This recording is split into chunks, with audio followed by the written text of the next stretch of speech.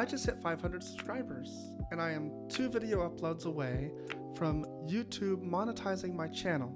So I thought now might be a good time to figure this channel out and explain it. The point of my channel has always been to highlight how religion, and Christianity especially, are detrimental to our society and people's lives. To spread awareness of the terrible ideas and takes that modern Christians hold when they aren't able to simply preach about love and forgiveness. To show how Christianity, at its core, is about submission to authority. It is about control and not freedom. When I started this channel, I wasn't aware of TikTok Lives, and when I found them, I thought, how many people, like me, are not seeing this?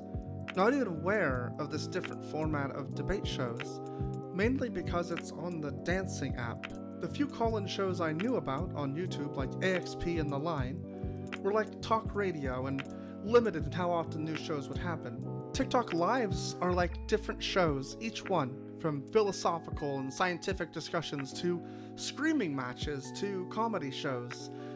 I decided I would record these shows, at first so I could watch them when I missed them, then later as fodder for commentary videos. This was before many of the streamers themselves had YouTube or Twitch channels, so this felt like a great mesh of what I wanted to achieve while using something that, with my commentary, would fall under fair use. This barely had started to take shape when I got a job, and my energy and time for video editing became harder to maintain. Recording was easy, I had it down to a few clicks when things were ready to go, and this led to a period where I was rarely not recording a TikTok Live. I have hundreds of hours of videos from different creators sitting on my drive, waiting for me to edit them. So I had an issue. I still wanted people to be able to see these creators from TikTok, and people seemed to love seeing them, but I had no time for editing the videos. I decided that I would continue to upload for a few of the creators that I really liked, that I thought were doing something really interesting, and I would add my own edits to make it easier to watch. This still took a considerable amount of time and fooled me enough into thinking I was making substantive edits and that it would be clear what I was doing.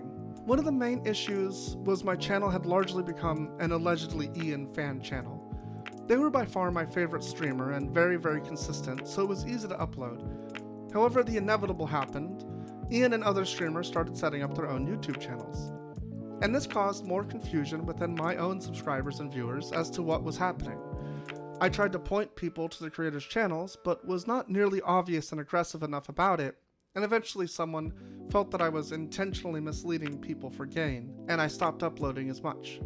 I have occasionally restreamed for different creators when they've asked, and I've been struggling with what to do going forward. I want to be a content creator, but I have maybe a broad view of what this means, perhaps too broad for most people.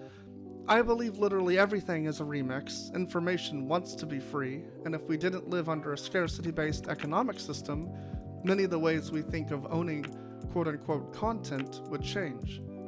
But we do live under a scarcity-based economic system. Every view I get is a view someone else may not, likely will not get, and perhaps money I get that they won't get. That's fucked up in my opinion.